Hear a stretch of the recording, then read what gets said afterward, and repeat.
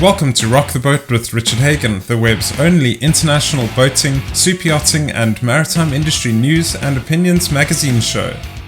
This week, the organizers of the biggest indoor boat show in the world, Dusseldorf, surprised the industry with an announcement that this year's show is cancelled. The show's CEO, Wolfram Diener, said that the event was forced into cancellation due to new COVID-related government restrictions on gatherings. The announcement stated that the government's new restrictions on large events are directly related to a surge in COVID Omicron variant infections in Germany. The CEO made it clear that he was unhappy with the show's cancellation and he called for all necessary measures to be put in place to allow the show to go ahead in 2023. Meanwhile, he's already announced next year's show dates of the 21st to the 29th of January 2023.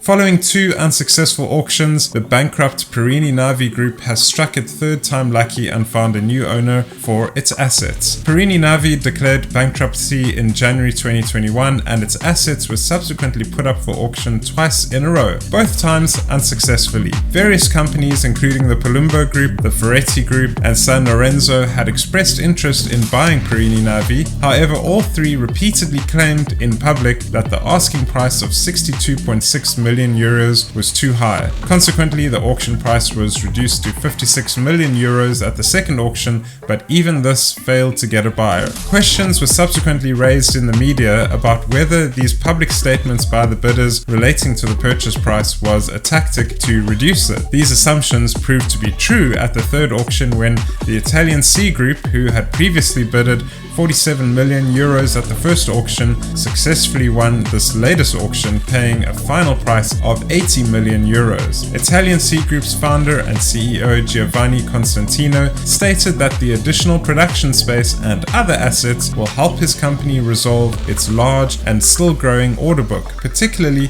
for very big sailing super yachts.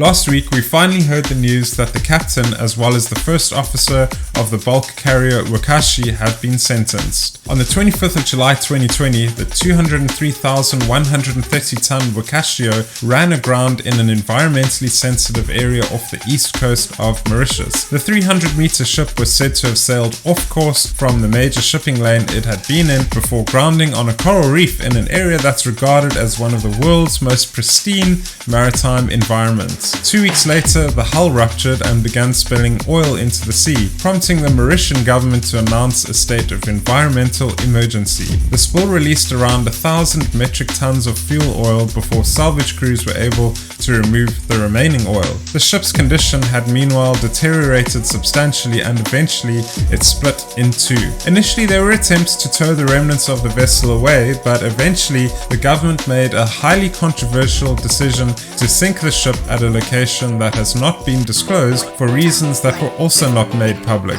The ship's captain and first officer were arrested almost immediately in August 2020 and were charged with endangering safe navigation. They'd been held ever since. On the 28th of December 2021, both men were found guilty in terms of regulations in the 2007 Merchant Shipping Act for complacency and negligence leading to the grounding of the Wakashio. Both men were sentenced to 20 months imprisonment. The captain had admitted to drinking alcohol at an onboard birthday party just before the sinking and had subsequently issued orders that the ship be taken off course closer to Mauritian waters so that the crew could get cell phone reception. The lookout officer, meanwhile, had been allowed to remain away from his post at the birthday party and was unable to ensure that the ship was making safe passage. Unbelievable, and what a sad story. In the meantime, the damage from the oil spill is expected to affect the Mauritian economy for decades to come.